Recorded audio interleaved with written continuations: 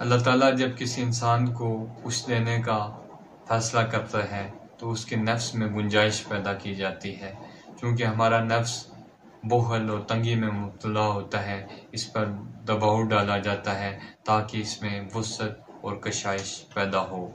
اگر ہم دیکھیں تو ہمیں جب بھی کوئی مشکل آتی ہے ہم گھبرا جاتے ہیں، پریشان ہو جاتے ہیں، اللہ سے گلے شروع کر دیتے ہیں، لیکن یہ دکھ، یہ مسائل، یہ پریشانیاں کوئی بری شے نہیں ہے۔